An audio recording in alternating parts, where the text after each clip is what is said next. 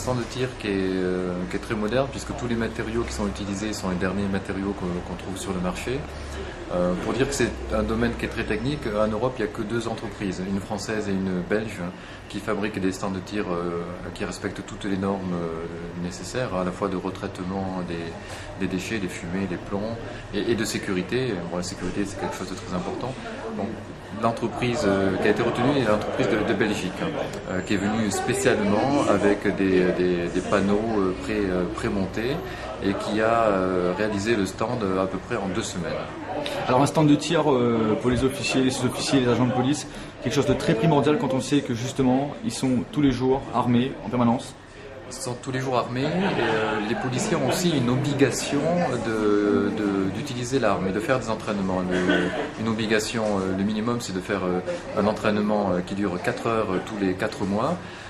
Ça c'est le minimum, et puis ensuite il y a des policiers qui travaillent dans des services spécialisés qui ont besoin d'utiliser l'arme de manière beaucoup plus régulière, et jusqu'à maintenant ça se faisait bien sûr, mais c'était un petit peu compliqué parce que les policiers du Sud étaient obligés de monter à Saint-Denis, à Malartic, où il y a que à Malartic où il y avait un stand de tir qui était aux normes. Particularité de ce stand de tir, plusieurs services de police qui peuvent s'y entraîner.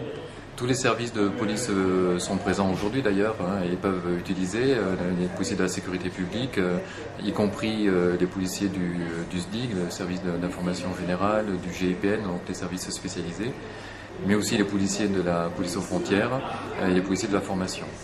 Alors, comment est jugée l'arrivée de ce stand de tir quelques mois après l'inauguration de l'hôtel de police? C'est un outil supplémentaire. C'est un outil supplémentaire qui était très attendu parce que vous savez qu'on a fait l'inauguration de l'hôtel de police il y a déjà plusieurs mois, donc les policiers étaient impatients de pouvoir utiliser cet outil, mais avant de l'utiliser il fallait qu'il soit homologué, c'était l'objet de la séance d'aujourd'hui. L'homologation est un contrôle des aspects à la fois techniques et pédagogiques. Et cette homologation a été prononcée aujourd'hui. À partir d'aujourd'hui, les tirs pourront pouvoir se dérouler.